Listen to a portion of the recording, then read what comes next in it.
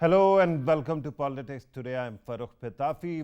Once again, we are going to talk about Pakistan's politics, particularly the voting rights for the expatriate Pakistanis, EVMs, and the whole bouquet of electoral reforms that the government plans to introduce it.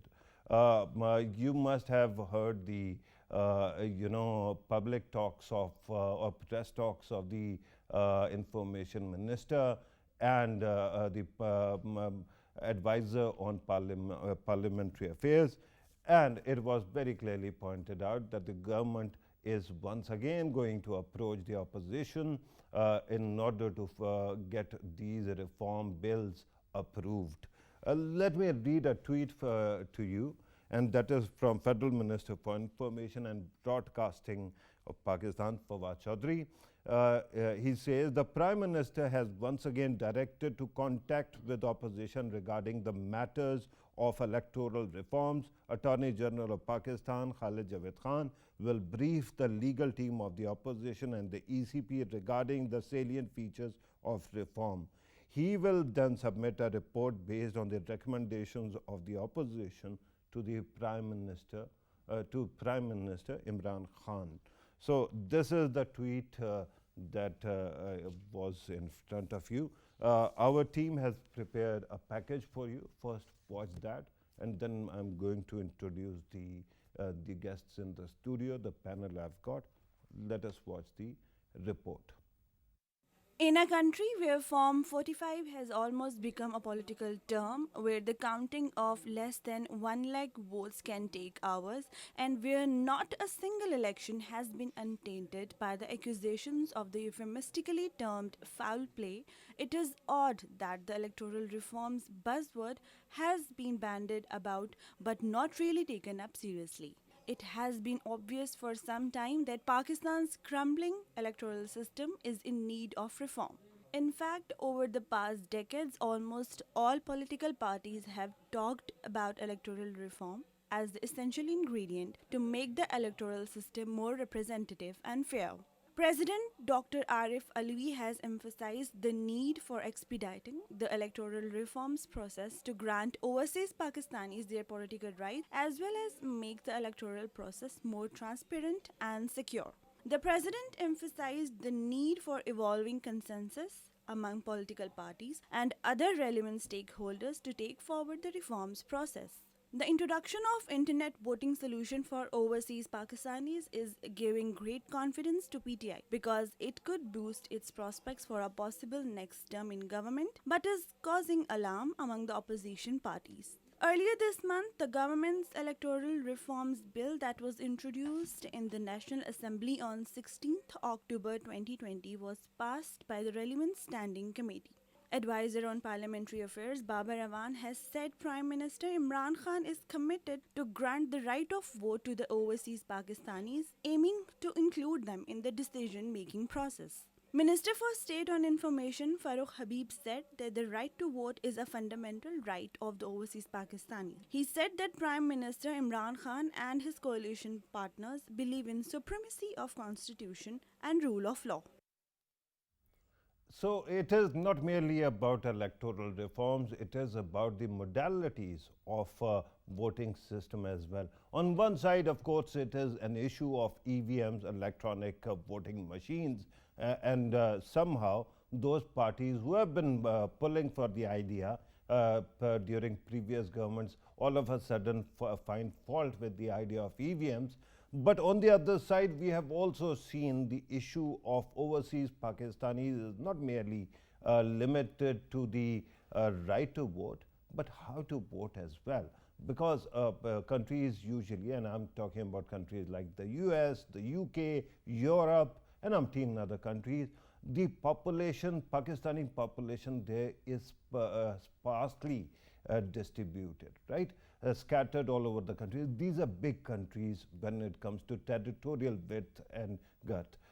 When you are talking about the whole thing, at that time, how do they vote? Do they vote electronically from abroad, from their own machines, or they have to come to a consulate? So how many of Pakistanis can actually travel to the consulates or embassies. These are very big questions. We are going to try to talk about all these matters and more. And remember, this word is quite old. At least 20 years ago, I remember there was discussion of electoral reforms, and then Musharraf's LFO, umpteen other systems, they kept on coming, ROPA amendment also, and yet we still feel that the thirst is still there. Why is it that we cannot sit together, work out all the details, and fix all the matters for once? Right? We are going to talk about all these matters in order to help us understand these issues. In the studio, I am joined by Arif Chaudhry Saab, who is a constitutionalist, a legal expert, a lawyer. Thank you very much, sir, for being part of the program. Next to him is Fareed Rais, who's a journalist, anchor, and like me, a talking head. Thank you very much for being part of the program. Dr. Niaz Murza joins us on Skype. He's a senior analyst, a political economist, and a columnist of renown. Thank you very much, Dr. Saab, for being part of the program. Let me start with Arif Chaudhry Saab. Arif Chaudhry Saab, you have seen the government and government's plans or whatever it is offering. Do you think it has a prospect of fixing the system? Thank you very much. Pitafi sahab, one thing which I foresee, certain amendments which are going to be which have been introduced in these amendments, bill, I think they do not suit to the opposition at the very face of it. Okay. One of them is that you will declare 60A. You will declare a seat shall be declared vacant if the returned candidate doesn't take oath within 60 days. Okay. Right. So similarly, we just saw an example of that. Yeah. Chaudhry Nisar actually no, coming out of because nowhere that and is taking oath. that is relatable to the provinces and it is federal legislation. So it will, Okay. really pointed out. It will point to Dar. Ishaq Dar. Okay. So and the way opposition with the paradigm opposition is trying to see on this amendment is that it is specifically Ishaq Dar focused, Okay. and they want to get rid of Ishaq Dar, and then naturally they are going to have their own Member over there. senator. But with due respect, is Ishaq Dar helping anyone by occupying a seat in absentia? No. Because at this moment, opposition is one senator down in voting. So it suits no it no no. to The get government rid will of be it. up one senator up. If Ishaq Dar seat is vacant. How? Because this seat which is occupied numerically it is giving leverage to the government to the opposition. Right. But the other thing which they really see that the government is focused on Tareen, Shaukat Tareen. They want him to be the senator. Okay. So they don't want that such a person become senator and then occupies the seat of minister, Okay. because Somebody who can really deliver should yeah, not become a should senator. not be, because they want that this government should not be able to perform, Okay. should not be able to deliver. Right. And then there are other things also. Yeah. One thing which I think government should also consider, from broader perspectives, that is, this 62, 63. Okay. These are provisions. Now they have become going to be part of the legislation, Right. and they are going to be directly focused. The qualifications for the candidates will be 62 and disqualification 63. But 62, 63 are part of the constitution No, no, no. already. Are You are already- saying that the qualifications Qualifications interpretation is directly, going because otherwise one could go, And I'm going to come back to you, sir. Allow me to Yeah. bring in the other two yeah. guests.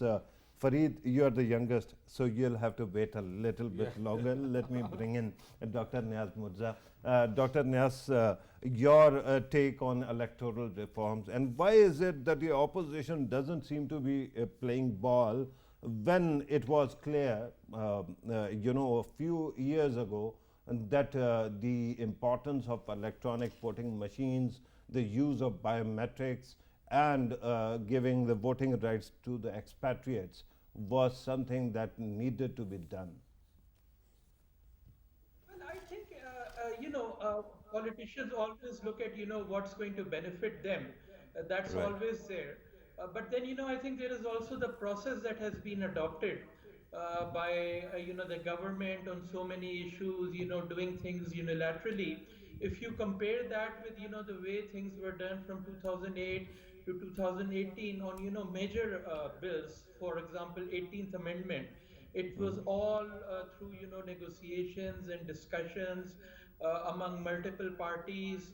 There wasn't much discussion in the parliament, but at least before that, all the parties were on board with 18th Amendment, and then similarly with the, the electoral reforms that were done under Muslim League. Again, all the parties were on board, including even PTI. So Right. one thing which is different is, just the modality, the kind of, very bad relationships that exist between the government and the opposition in the last 3 years. That is one of the reasons. But then, I think things vary from, issue to issue. So if, for example, if we take the issue of, voting for expatriate Pakistanis, I think all parties agree that there should be, a mechanism for, having them vote, but it's just, the modality. And the first advice that I would give all the parties, including the government, is that if they want to have a system which is acceptable to everybody and which is legally, politically, administratively, logistically sound, and which will be implementable properly, the first thing that they should agree is that whatever they agree in terms of, expatriate voting or electronic voting machine will not be applicable on a full scale basis in the next election. Because Okay. if the idea is that, these ideas are going to be implemented in the next election, everybody will be thinking more about their electoral prospects rather than the soundness of these ideas. And in any Right. case, there isn't But enough time Dr. Saab, to I implement have to such stop you here and complicated let me things ask you like something very electronic. simple. Sir, let me ask you something very basic. We have been mulling over the idea of EVMs for like 8 years now. I mean, there were trials and there were ideas floated before as well. Now you're saying that it should not be actually introduced in the upcoming elections, which are still 2 years away. Yeah, How not long on a do full you scale think I basis. have to live Trial to actually see yes. EVMs being used in the country? Uh, yeah, I am saying not on a full scale basis. Even if you look at India, after it was decided that they will use EVMs, it took them 2 or 3 election cycles to involve them and implement them fully on a national basis. And I don't think there is enough time to do that in a quick way. Same thing with the voting for expatriate. They should have the right to vote. Definitely, they are Pakistanis, and it will help them take more interest in whatever is going on in the country. But these are not things which you can implement them in a hurry. And there is a lot of research that is available on how countries around the world implemented some of these ideas. And what you see is there was this principle of gradualism. It wasn't Right. quickly introduced in a rush within 2 years. It was implemented over several cycles, initial trials and expanding it a bit more. And that is, the approach Pakistan should adopt. Otherwise, we could have a real mess. There are a lot of issues with, electronic voting machines. If you look at, non-Pakistani literature as well, the research that different agencies have done Right. abroad, they have also identified, these problems, and they all suggest a gradual approach. Nobody says that, you should do these kind of things in a rush. Right.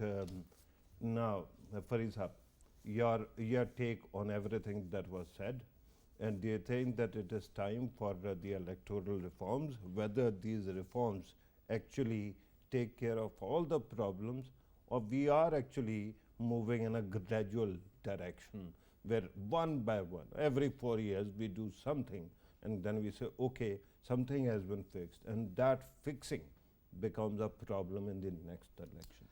As you discussed earlier, and in your talk you said that it has been years and years you have been hearing about the electoral reforms, and as also I am also being hearing about these electoral reforms, about the EVMs also. I think so. This is the best time for the government and for the opposition also, because in every elections and every by-elections we see the mess and the kind of the violent law and order situation after every by-elections and the recent past, whatever you have seen. Okay. The mudslinging in every general elections, the allegations of being rigged elections and all those things. Mudslinging is essentially free speech. So how do you curtail that in an election? If you're going to contest an election against me, I will try to disparage your character Very as true. much as possible. Very true. In the politics, it has been done, and it is a part of the politics. But the allegation, mainly, I'm talking about the allegations leveled against the candidate or the party who lost the election, and the party against the candidates and the parties who have winning the elections, because it is whatever we have been witnessing in the recent past also, and it has been done that all the elections have been rigged and all those and blah blah. Right. The basic thing. So basically, you are saying that the allegations against the impartiality of elections is the problem, right? It is the problem, and But it should. hang on. Fareed, I am sure that you must have followed many elections. Yes. Which one was the first election which you actually consciously remember took place and you actually looked at the screen and followed the election? Can you recall which election? In 1988, the late 88 elections. 88 election, but right? I was a kid at that Yeah. time, but I just remember it a little bit. Even at that time, the parties which lost actually accused of rigging, Yes. right? The question is whether it is something that relates to the system that we are trying to fix or the parties that lose. Because in Pakistan, no one I remember has ever accepted results if it doesn't suit them. That's the thing. So this is the right time to reap the benefits by the government also, by the opposition parties also. As you read the tweet of the information minister Fawaz Shoaib that at this moment the opposition stood together, all the reforms which has been done. It is the right time for the opposition also. It is the right time for the political parties also. But you are trying to fix your office. The problem lies in the structure of your home. How are you fixing that? This is what I'm saying. Yeah, this is you are trying to take care of electoral system, but it is essentially a flaw in the political party's culture that they are not ready to accept any result which doesn't suit them or which doesn't elect them to public office. And if this is the case, then you must come across with if you come across with the EVMs also, you come across with the electoral reforms also. If this is the system and this is the structure which is lying within the parties also, then they will not accept those results also. Right. So this is the thing which need to be addressed. This is the time, because it's not the time for the parties and all the thing that to level the allegations. While you were talking, Arish Chaudhry Sahab shifted slightly forward. So from that, I take it that he wants to add to the discussion. How do you actually, Arish Chaudhry Sahab, fix the culture of not accepting the results which doesn't suit you? Before answering this question, my submission would be that we should look in a broader perspective. Okay. I agree with my friend Fareed Rais that it is high time, and particularly all political parties who talk about electoral reforms and who have always been complaining against rigging of in elections. That's a very valid point.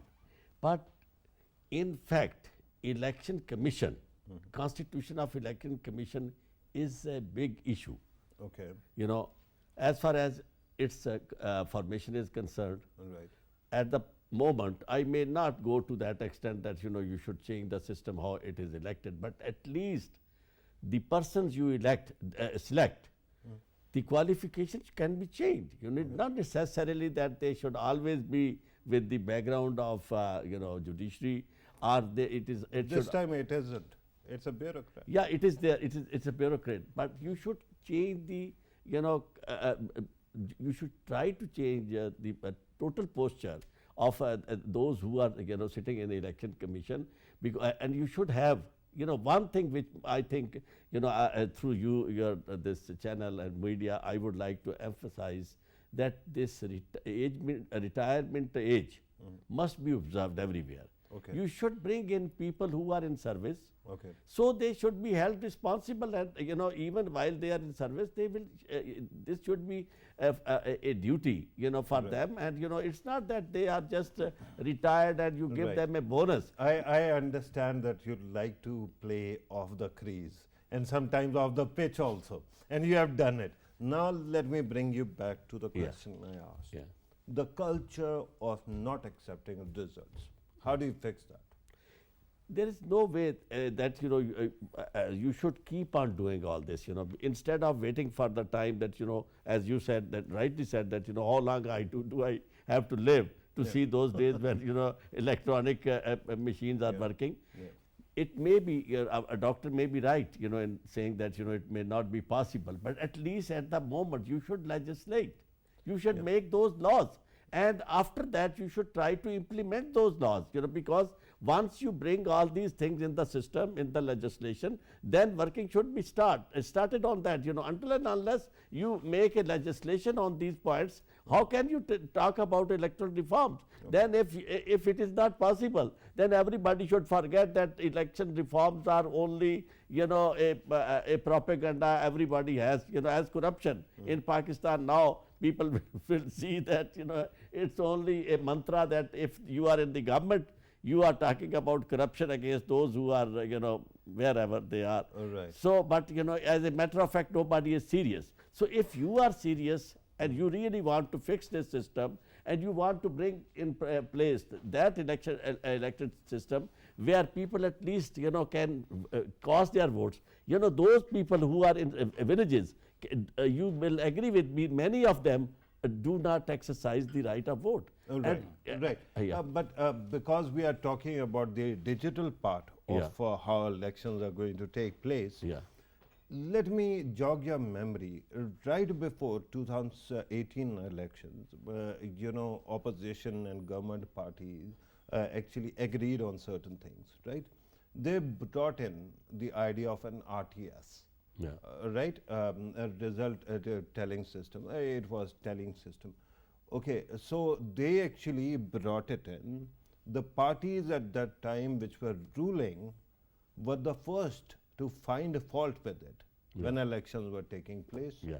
And when the result comes, they actually reject it, and they actually interestingly come up with a conspiracy theory that it was somehow rigged through this process, which was basically an aggregator, nothing else. It was not supposed to fix any result, right? Form 45 and everything. How do you fix this problem?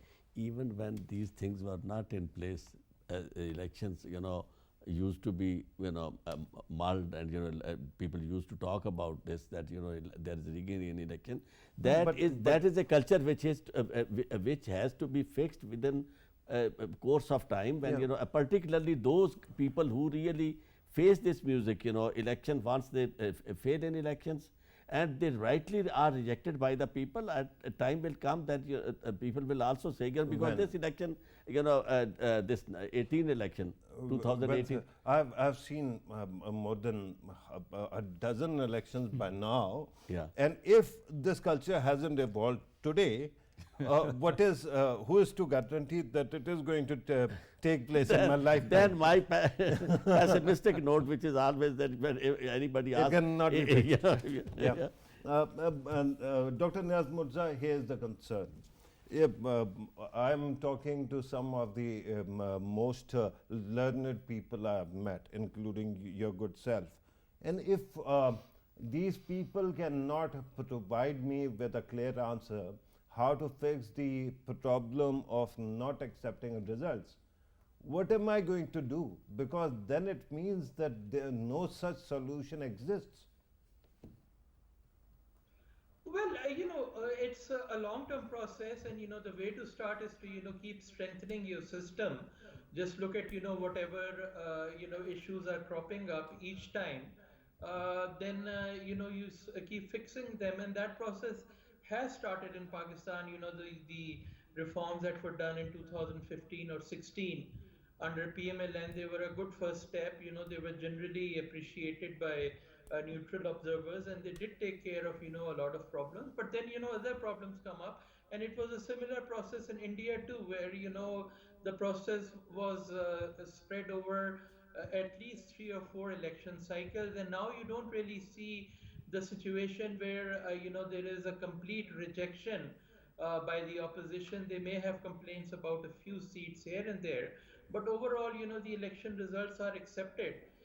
And of course, the reason there is that the elections there are completely in the hands of the Election Commission of India.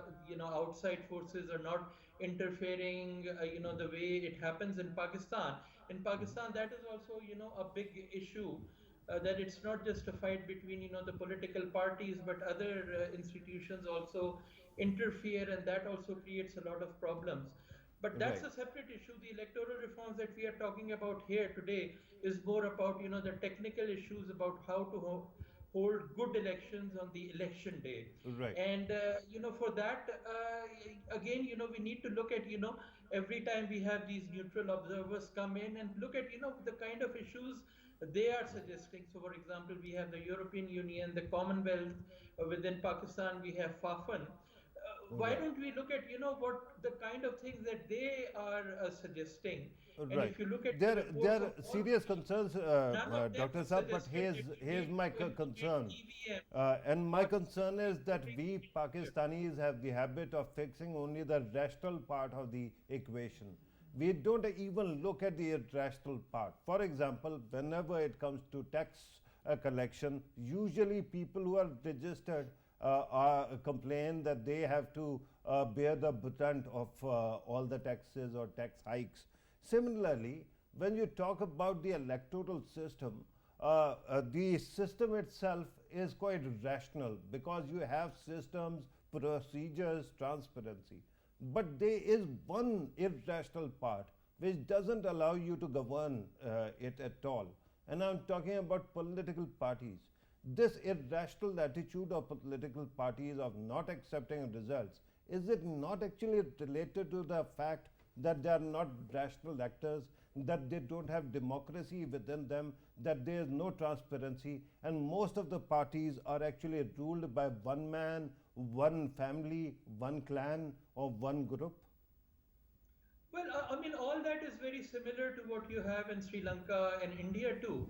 You Yeah. have dynastic parties there as well, and the stronghold of the Gandhis or Modi or Rajapakses. But then you don't have these problems there. They've worked out their systems, and there is at least that basic trust in the system. So one part of that is that there are no non-political actors interfering in those countries, and then the second part is that over a long period of time they have strengthened their electoral system. It did not have happen overnight. If you look at the histories of electoral reforms in India and Sri Lanka, you see a long process, and we also have to go through it. And once we go through that and fix the problem of interference by other actors, then I think we can think of a similar situation in Dr. Pakistan. Saab, you were talking about dynastic politics in India, and that Yeah. actually reminded me of that dynastic party. You must recall in 2019 it got something like between 44 and 64 seats, and it could not even qualify for retaining the opposition leader position in the parliament. So there seems to be something that is going on in India, and that is that whenever you have transparency in the party, dynastic politics is rejected. It doesn't seem to be happening in Pakistan. That may be one party. So the same thing has happened with the PPP. But then, there are so many other regional parties that are dynastic. And even if they are not dynastic, there's one strong person who's leading them. Yeah. And, they have all the power. It's not, Yeah. very democratic parties what you have in the UK or the US. They, Okay. like, for example, PTI is not dynastic at the top at least, but everybody knows that power lies with Imran Khan, and without Imran Khan, Right. the Right. party is nothing.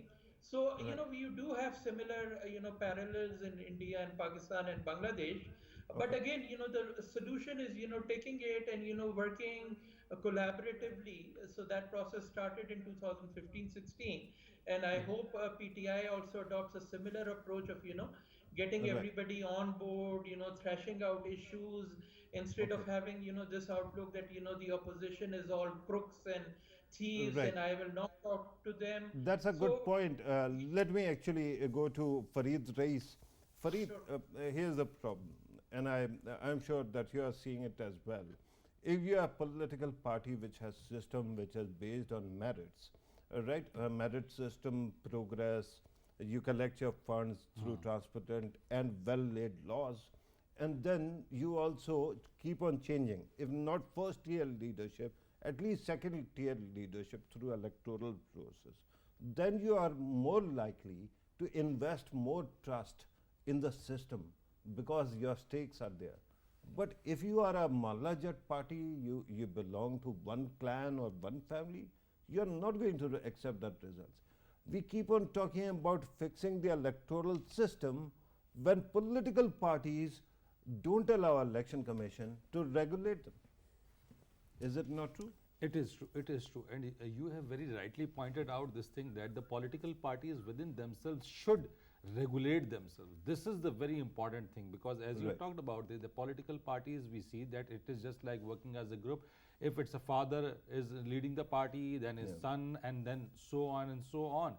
Yeah. So this thing needs to be regulated because unless and until the political parties pay attention to their internal system, their internal structure, their internal way of understanding the things, how can me and you can assume or we should expect from them that they should accept the results, they Right. should accept the EVMs, they should accept the electronically or the digital voting. And as you discussed this thing, the right of vote for the Pakistanis, the expatriates who are living outside Pakistan. Right. So that would be the biggest problem and the dilemma for the system and the upcoming elections because the opposition and all the other political parties will not be willing to accept those results. Right. Everybody will find a way to reject the results. But I'm going to come back to you, Fareed. I'm told that Sarwar Bari Saab joins us on telephone. Sarwar Bari Saab is quite a resource when it comes to electoral reforms and the procedures. With him, we have spent many on-air time discussing many or observing many elections. Sarwar Bari Saab, thank you very much, sir, for being part of the program. Sir, last time we were talking about EVMs and how the system is going to shape up in coming days. One question that I have to ask you, and you have been observing elections for quite some time, and I will be delighted if you can actually give me an example of one election in our living memory where results were accepted by all parties. If that is not the case, what is wrong? Is it wrong with the system or the political parties, sir? Well, in my view, the main problem lies with the kind of political class which we have for the last many decades.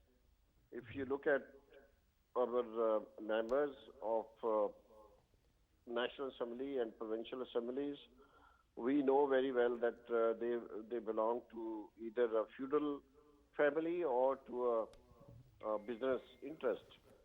Now, why they would contest election? Because a businessman does not have a time to spend his resources and money and his capital on elections. He doesn't have the time. He must be running his own business. But you see what has happened gradually in Pakistan. Our electoral system has been completely hijacked by vested interest. Therefore, if you look at the composition of our National Assembly or provincial assemblies or even Senate, you may find that our assemblies are controlled with less than 500 families of Pakistan. Similarly, and this is not unique in politics, but also if we look at the number of companies controlling our stock exchange. According to a recent study of Pakistan Institute of Development Economics, 31 families are now controlling our stock exchange and the boards of corporations. and you will find that most of them are also in politics. So it's an overlapping of politics and economic interest, which has been causing serious inequalities in Pakistan, not only in economic terms, but also as far as the power is concerned. So, Right. and then this goes Bari Sahib, against. but democracy is supposed to fix all that, and electoral system essentially so. Why is it that we haven't been able to fix it, and is there a fix possible? I don't think that democracy has the potential to address or to rectify or ratify or to improve this system. We can look at India, where electoral elections and parliament has been in constant business. There has never been any military takeover in India, but you can find that the power and wealth has concentrated in few hands. It was not the case in 1947. So I think the democracy itself is not going to address this issue. Okay. Even if you look at in now in America or even in UK, there has been a now debate, a serious debate has been initiated by serious scholars that gradually as the income inequality increases, the quality of democracy has also deteriorated in Western Europe as well. So if this can happen in America, this can happen in Britain, and this is happening in Germany as well, and Right. in France as well. The extremist right-wing Islamophobic parties are becoming more popular because the state had failed in the past to invest on people's welfare.